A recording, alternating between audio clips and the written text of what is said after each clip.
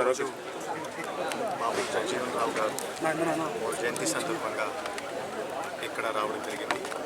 నేను ఈ సందర్భంగా చుడా చైర్మన్, అందరూ ప్రజాప్రతినిధులు, దళిత సంఘ నాయకులు, ఎన్డీఎంసీ మెంబర్స్ అందరికీ నేను ధన్యవాదాలు తెలియజేస్తున్నాను.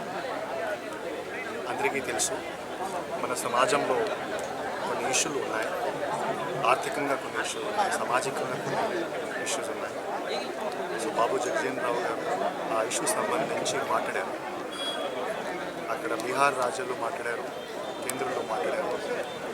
వాళ్ళు చేసిన పని ద్వారా ఈరోజు చాలా చట్టాలు కేంద్ర ప్రభుత్వం ద్వారా ఆ రోజు ఏర్పరచడం జరిగింది.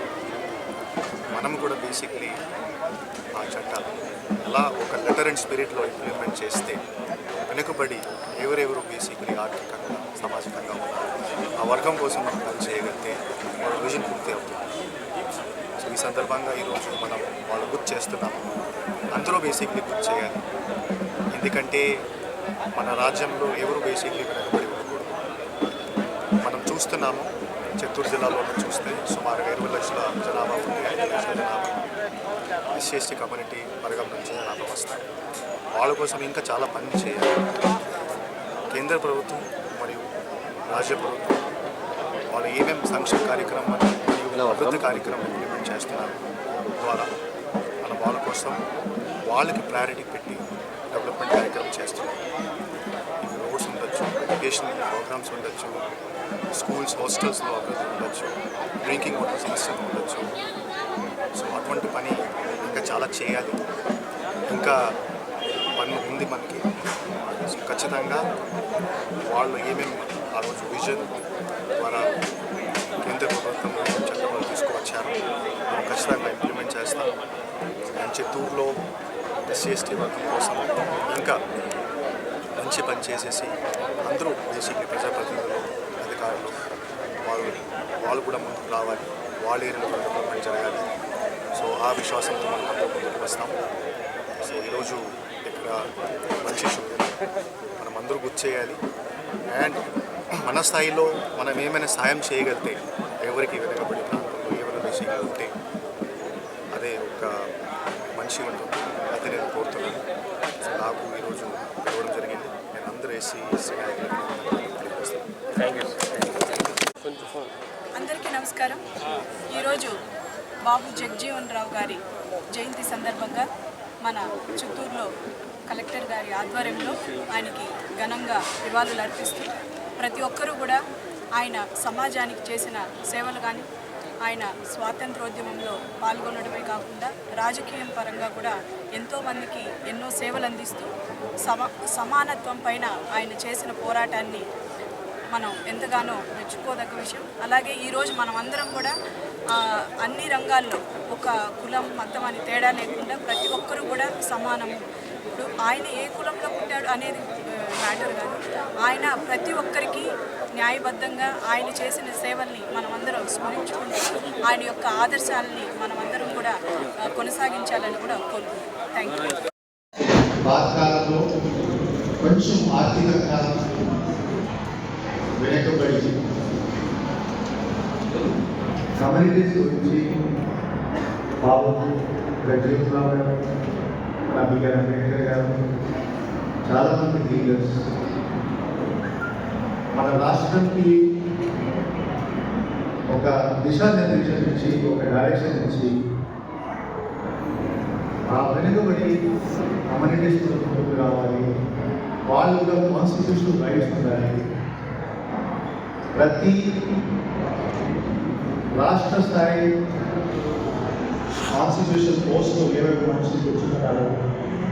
జిల్లా స్థాయి పోస్టులో 20 మనుషులు కూర్చుంటున్నారు. వాళ్ళ ఫస్ట్ ప్రయారిటీ ఎస్ఎస్సీ కమ్యూనిటీస్కి ఇచ్చి ఒక మంచి సిస్టమ్ తయారు చేశారు. వాళ్ళ సిస్టమ్ ఎప్పుడు తయారు చేశారు? ఒక 90 సంవత్సరం ఒక సిస్టమ్ తయారు చేశారు. 90 సంవత్సరం అంటే కొంచెం హిస్టరీ పడుతుంటే 1935 ఆ రోజు నుంచి ఫైట్ చేసేవాళ్ళు. సామాజికంగా ఈక్వాలిటీ ఉండాలి, సామాజికంగా ఫైట్ చేయకూడదు, సామాజికంగా అందరూ వేసి కానీ 90 సంవత్సరాల ముందు నుంచి ఇప్పటి వరకు చూస్తే వాళ్ళు ఇచ్చిన స్ట్రక్చర్స్, వాళ్ళు ఇచ్చిన కాన్స్టిట్యూషనల్ రూల్స్ ద్వారా ఈరోజు రాష్ట్ర స్థాయి, మండల స్థాయి, గ్రామ స్థాయి వ్యవస్థలు నడుస్తున్నాయి. ఆ వ్యవస్థలు చూస్తే కలెక్టరేట్ ఒక వ్యవస్థ ఉంది, మండల స్థాయి వ్యవస్థ ఉంది, గ్రామ స్థాయి వ్యవస్థ ఉంది. ఆ వ్యవస్థలో ఎస్సీ కమ్యూనిటీకి సంబంధించి ఎప్పుడైనా కలిసి వస్తే ప్రయారిటీ ఇవ్వాలి, ఆఫీసర్స్ సరిగా సక్రమంగా పనిచేయాలి. ఈ ఫస్ట్ పాయింట్. మనం కూడా మన జిల్లా స్థాయి ఏమి వ్యవస్థలు ఉన్నాయి. డివిఎంసీ కమిటీ ఒక వ్యవస్థ ఉంది, టీజీఆర్ఎస్ గ్రీవెన్సీలో ఒక వ్యవస్థ ఉంది, ఎస్సీ నాయకులు వాళ్ళు కొన్ని సమస్యలు మన దృష్టికి తీసుకువస్తారు. ప్లస్ జిల్లాలో ఎమ్మెల్యేస్, ఎంపీస్ అందరూ బేసిక్లీ ఎస్సీ వర్గం కోసం సమస్య రేస్ చేసుకుంటారు. ఆ సమస్య పరిష్కారం కోసం మనమందరూ సరిగా పనిచేయడం కోసం ప్రయత్నం చేస్తున్నాము. ఇప్పుడు కొంత పని చేయగలిగాము, ఇంకా పని కండి.